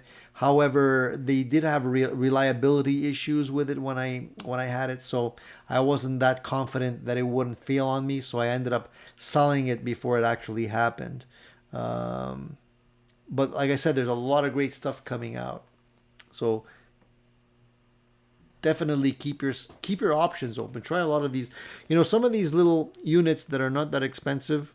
If you put them onto a board with some other effects pedals, you can actually go a long way. So, like for example, if the FX100, for example, doesn't have fantastic, reverbs, there's no problem with putting it onto a board with a reverb pedal that you like and use the reverb pedal instead of the reverb that's built into the unit and use the rest of the sounds. And you can still use the IRs and you can still use the looper and the tuner and all that kind of stuff. So, there's great flexibility that you can actually use with a little ingenuity.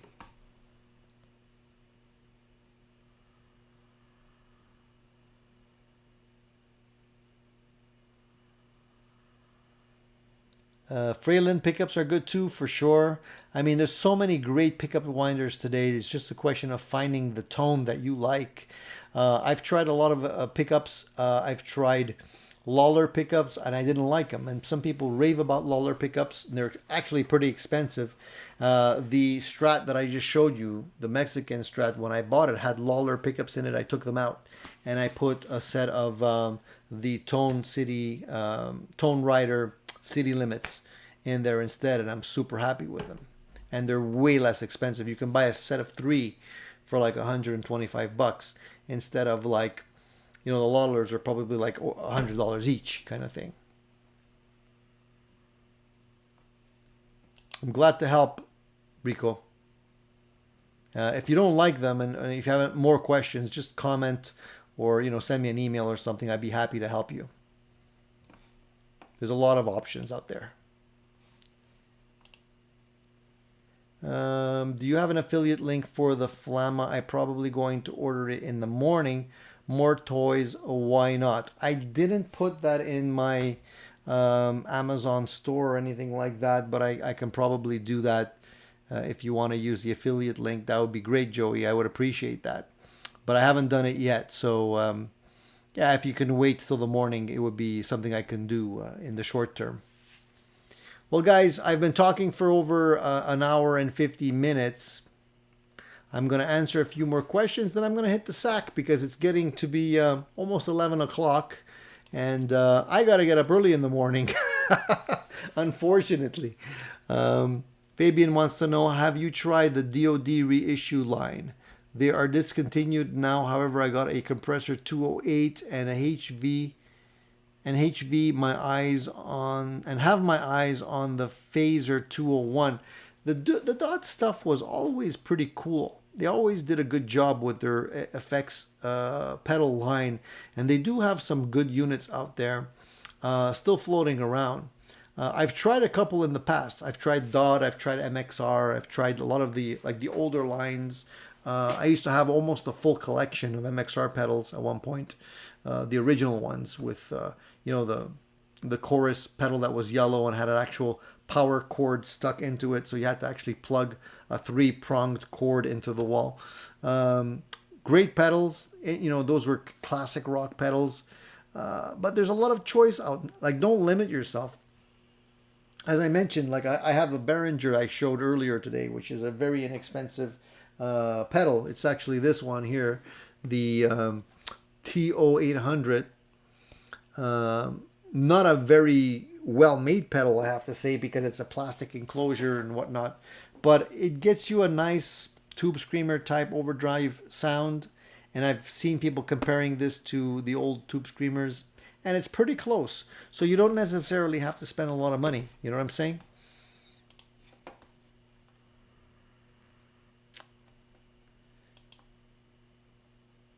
My Shure Classic S HSS has fancy super switch wiring. When I changed the pots for reverse taper once, it was a right head scratcher. The guys at Shure helped me out. They were great. Yeah, I actually did the same thing. I remember looking at that super switch, and it's crazy because I think I even messed mine up, but I had to get another one because at one point I guess I had soldered and resoldered too many times, and it kind of failed on me. And yeah, once you get those things off, you got to definitely take a picture of all that stuff and remember specifically where every single wire goes, or else you're going to be scratching your head for a while for sure. That's the thing about those, anything with fancy wiring like that, you know, it's going to be like a nightmare. One of the things I can give you as a tip, guys, when you're working on wiring and you're like getting you know, your wires off of the switch, if you want to remember where everything goes, when you, instead of desoldering the wire right away, just snip the wire very close to the actual switch, the actual place where it's soldered on. Snip the wire, leave a little bit of the wire shield on so that you can remember which color wire goes where. And then you just take it off once you have to resolder it. So it's kind of like a good way of remembering where everything goes. If that makes sense to you guys.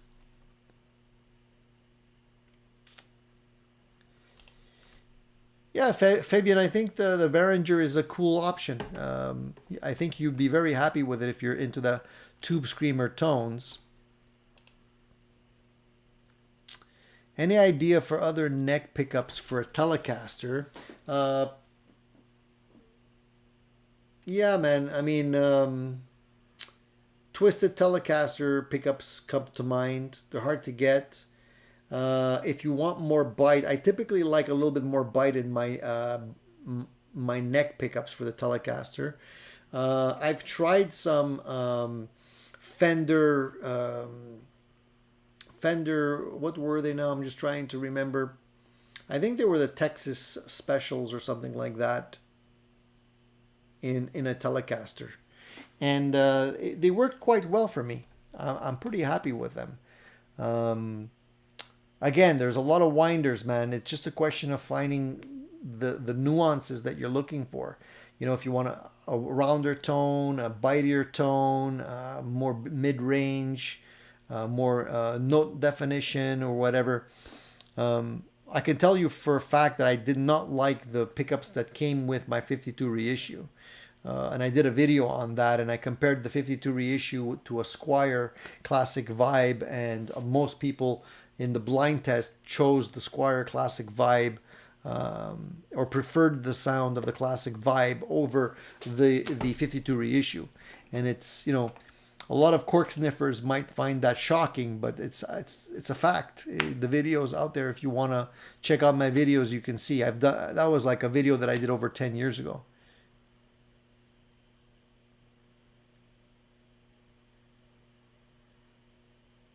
Reference photos is always good, John. I do that all the time. You can never have enough photos. We're going to be wrapping it up, guys. I appreciate you guys tuning in. I really do. It's always a pleasure. Friday nights is going to be the new norm every other weekend or every other week. So just keep that in mind. I know it's a little confusing, guys. So there's no show this Sunday, but the following Sunday, 10 a.m. Eastern Standard Time. Tune in once again. I'll put the notification out so you guys could remember that we're going to be live. Tune in on Sunday. We're going to have our special guest, Chuck Wilson from Bootlegger. And it's going to be a really nice time talking about guitars, guitar design, and what makes guitars, good guitars work so well as opposed to guitars that don't work so well. And hopefully Chuck will be able to give us a few more insights on that. So guys, thank you for tuning in. It was a pleasure. A fun-filled 2-hour live stream. Always happy to have you guys in the house. You always make my live stream so much fun, and I always look forward to it. If you have any comments on my videos that I post, that I've posted, or that I will post, just give me their comments. Sorry, my voice is getting dry. Give me your comments. I'm always happy to answer them. If you have any suggestions of other type of gear that you'd like me to check out for you guys and do some reviews on, I'm always happy to do so if I can get my hands on it. And keep the suggestions coming for anything new, like the picks and the guitar companies and all that kind of stuff that you threw out there for me. They definitely were interesting. I'll definitely take a look at those myself and try not to be enticed by some of this new gear that's floating out there. So that's it, guys. That's it for today. Have a great weekend. Have a great Halloween. Stay safe, and please tune in on our next live show, which will be coming up in the following Sunday. All right, guys? Take it easy. See you soon.